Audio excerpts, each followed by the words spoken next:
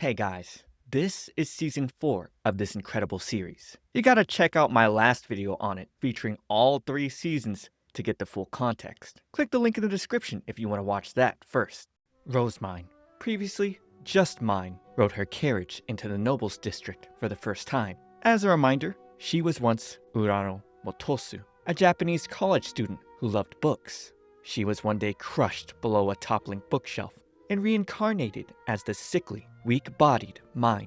The daughter of a soldier, she had the mantra, "As long as I have books, I can keep on living." So in this world devoid of books, she involved everyone around her and created books herself. Possessing an immense amount of mana and afflicted with the devouring, Mine was taken in as an apprentice priestess by the cathedral. There, she continued her undying efforts towards bookmaking, but fearing that her family and friends in the lower city might be placed in harm's way, she ultimately decided to cut ties with them. Ferdinand called her name, reminding others would grow suspicious if she didn't respond quickly. She couldn't space off and had to get more used to her new name. She from this point would be educated as an upper-class noble as Karsted's daughter until the summer baptism ceremony. After that, the plan was for her to become Ob's adopted daughter and focus on expanding her printing industry. Rosemine misspoke, saying she was looking forward to working with Lord Karsted, and Ferdinand was stern, reminding her if she failed to pull off these tasks, she and her loved ones would meet their end. She needed to do her best to protect them. Cornelius, Karsted's youngest son, stared out the window with their arrival. He asked his mother if she was sure about taking Rosemine in, and Elvira was certain, with grace and poise. She brought up the fact that the girl was raised by Ferdinand, and she was a bit eccentric, but really, Cornelius knew his mother only got this way when Ferdinand was involved.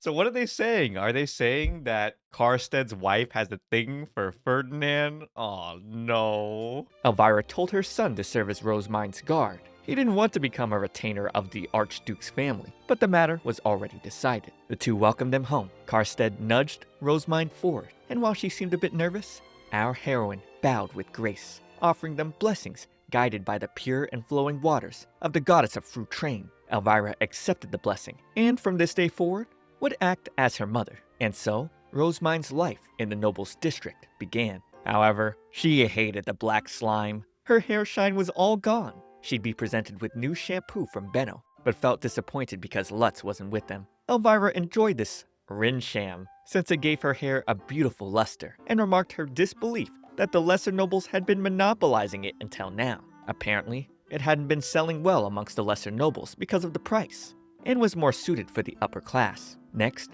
would be cookies presented by Ella, a woman who accompanied Rosemine as an exclusive chef.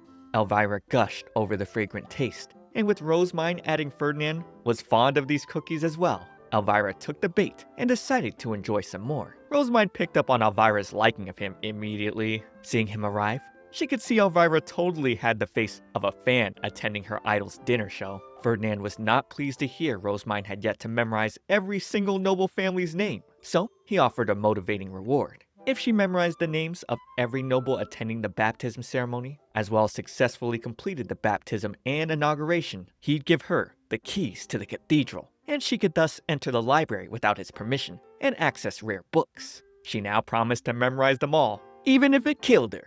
Rosemine got to work immediately. Her days would go on where she would receive lady training and study hard. Cornelius was concerned for her, but she told him she couldn't afford to make mistakes. He didn't dislike those eyes of her. They had conviction. He told her to just call him brother and offered her break time fun. She gushed at the idea of reading books and getting led to the house library. She was overjoyed. The joy would fall short. With her falling, she became ill. Ferdinand explained to Cornelius that's just how she was, and that's why he was assigned as her guard. In the middle of the summer, the day before the baptism ceremony, the two older brothers returned home. Lamprecht, the second son, picked her up with affection, recognizing her as the apprentice priestess from before. Cornelius was worried she'd faint, but he didn't think so. Rosemine didn't remember meeting him, but apparently, the two older brothers were there during the Trombe hunt. They were knights, after all. Eckhard, the eldest, was also Ferdinand's guard knight. Since she was the person Ferdinand swore to protect, he decided to also treasure her as his little sister. The home would flood with priests in preparation for the baptism. This was common for noble families here. Eckhard mentioned that with Ferdinand presiding over the baptism, the ladies would cause quite a stir. Unlike when he normally visited the noble's district, he'd be wearing ceremonial robes today. Now Rosemine could see he wasn't just an idol to her new mother, but to noble women in general. Eckhard knew him well because they were close in age, and they served the same order of knights until Ferdinand entered the cathedral. As a student, Ferdinand was flawless, no matter what he did. So much so that rather than feeling envious or resentful, you could only admire him. Eckhard told Rosemine to take good care of Ferdinand. He wanted there to be as many people as possible on his side. They'd later congratulate her on her baptism, and Ferdinand presented her a gift in celebration. She stared with bittersweetness, seeing the hair ornament. It was made by her birth mom and Thule. Her dad made the pin part. She wept. It was filled with the love and thoughts of her whole family. No, guys, I almost teared up. Oh my god. She couldn't stop weeping, even with Ferdinand telling her to calm down. He then told Karstedt to get everyone out. No one could enter until he allowed it. He'd wipe her tears a little too rough, and she begged him for a hug. And so he did, while telling her to make sure she covered her face so it didn't dirty his clothes. He never expected something like this to happen on the day of her baptism. He brought the hairstick from her family to make her happy, but it seemed to have the opposite effect, or so he thought. But she told him it did make her happy, but also lonely as well. She wanted from now on to be given things like this a few days in advance. Afterwards, her face was still puffy, and so he blessed her with healing magic, and eyes were good as new. Elvira would tell her first impressions were of utmost importance, and when facing a large crowd like today, it would have been unbecoming for a lady to have her eyes swollen from weeping. She told Rosemine to show the most beautiful side of herself at all times. Moving to the baptism, all the nobles were gathered. Ferdinand would welcome a new child to Ehrenfest, and she followed behind her parents. In front of so many, to protect the people she loved, she needed to become the adopted daughter of an archduke. Expand her printing industry as well. She couldn't afford mistakes now. Today, she was 7 years old. Ferdinand gave her a magic tool, and tapping the plate, as he expected, the two saw 7 colors. She was now officially recognized as Karstedt's daughter, and everyone cheered. Recognized by the gods and people, Karstedt presented her a ring, and Ferdinand gave the god of fire Leidenschaft's blessing. Before the people, Rosemine wished to pray for the high priest, and everyone celebrating her baptism here today to receive the same. And with an enormous blast from her ring, fell the blessing onto everyone. No one was ready for all that light from her small body, or the enormous amount of mana that would take. Rosemine became worried she had done something wrong, but seeing both Ferdinand and Karstedt smirk, she could tell they were plotting something. Sylvester, Lord of Ehrenfest, then stepped forward immediately to announce his formal adoption of her. The crowd gasped as he announced she was secretly raised in the cathedral to prevent unnecessary strife due to her immense mana. And that unaware of her noble lineage, she worked hard taking care of the orphans here with compassion, providing them with both food and work. She was the epitome of a saint, and her purity moved his soul. When she was attacked by nobles from another territory, he made the decision to adopt her for her protection. And furthermore, he'd be expanding printing technology, which she introduced through the children as a new industry for the Ehrenfest Duchy. Signed contract by all parties, the adoption of Rosemine by Ob Ehrenfest was complete. After that, she spent the rest of the day greeting others. She'd meet her new mother, Florencia, Sylvester's first wife, and her new brother, Wilfried, the eldest son. Then, she'd be greeted by Daniel and Bridget, her new guard knights. Wilfried pulled her away because he was bored, but this made her run out of breath. She ended up falling over and dripping blood.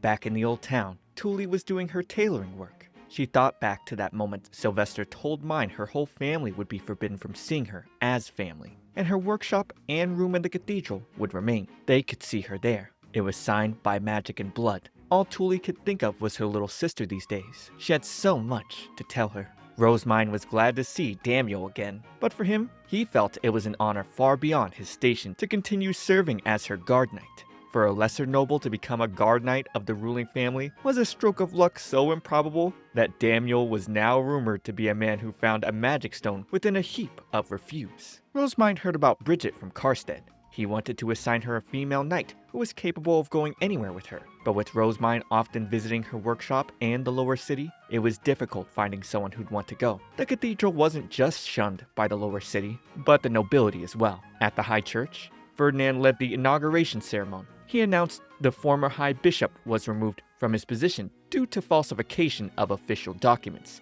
Therefore, Rosemine, the Archduke's newly adopted daughter, would be taking over. A priest objected. He shouted that she was merely a commoner, granted a blue robe in exchange for money. Ferdinand dispelled that by responding they were simply deceived by the previous High Bishop, and that his decision was made in accordance with their lord's will. Rosemine called for prayers to the gods, all while thinking she could have the keys to the library as long as her ceremony went by without incident. Ferdinand handed it to her, letting her know if she collapsed, he wouldn't provide any healing today. She was excited to go, but Fran stopped her. She couldn't go yet, since there were already things that needed to be read. Her eyes twitched. She had to memorize this stack of tablets before the star binding ceremony. The ceremony was a ritual that celebrates marriage and is held during the week of wind in the middle month of summer, also known as the Star Festival in the lower city. Bridget objected, saying this was too much for Rosemine to remember at her tender age. The room had become tense. Fran answered calmly that because Rosemine had to attend the star binding ceremony as the High Bishop, she would face harsh judgment if she messed up during her first ceremony. He reminded Bridget that as a noble, she must be aware.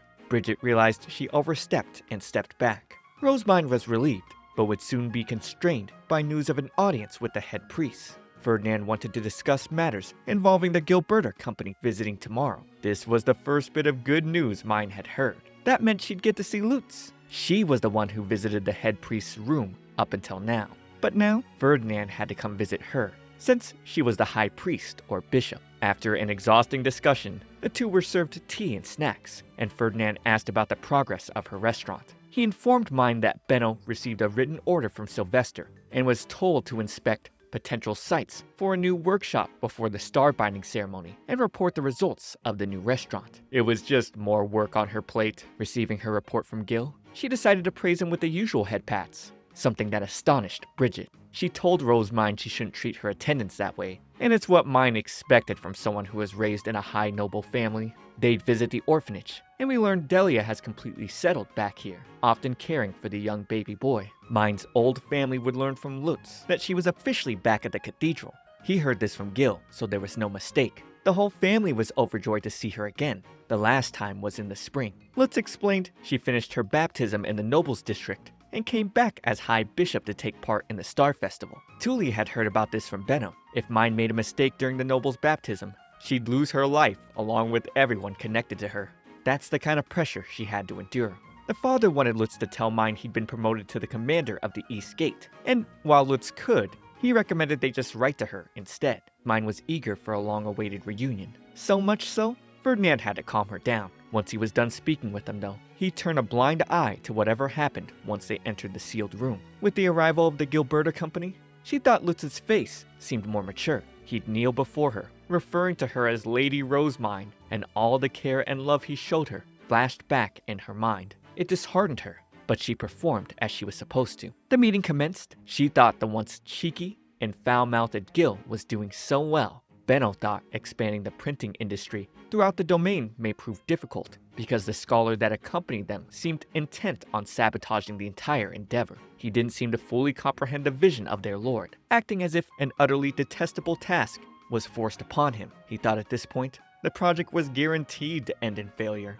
Rosemine was panicking, but this was valuable information, since Ferdinand couldn't have learned this from the scholar's reports alone. He'd take this into consideration. Now, entering the sealed room, Mine rushed to give Lutz a hug, complaining she was sick of nobles whose names were so long and hard to remember. If she collapsed, they force-fed her medicine to recover.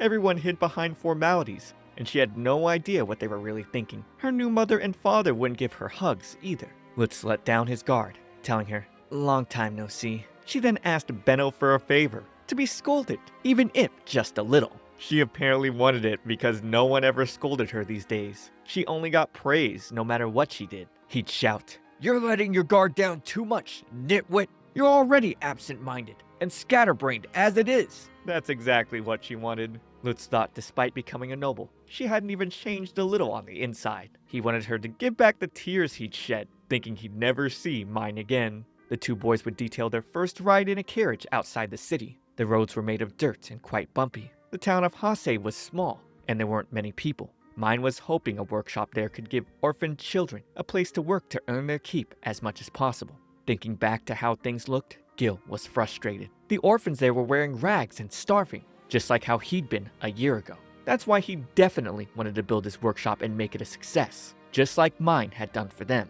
Mine told him to kneel, praising him with head pats. She thought he did a great job on his first long-distance trip, not even letting the carriage sickness get the better of him. This room was probably the only place she could show him this kind of affection. Lutz would then hand Mine a letter. She recognized the paper from a set she gave to her family after Mine officially died. Thule wrote she'd been working at Karina's place to make clothes for her now that she's become a noble. Her dad wrote Camille could now hold his head up on his own. Her mother told her to please make sure she didn't push herself too hard and to take care of herself. That night, Lutz would go back to the family and bring them Mine's letter. She'd thank them for the hair ornament. It felt like everyone was watching over her during the baptism. Thule knew this life was much more difficult for Mine, since she constantly had to prove herself. And so, the father declared they'd be going to the cathedral for the Star Festival to show their support and hopefully cheer her up. Mine would later get news of it from Lutz, and she'd steel herself to work hard. Leading the Star Festival, Rosemine chanted her prayers and blessings, emitting incredible magic to bless the fertility of couples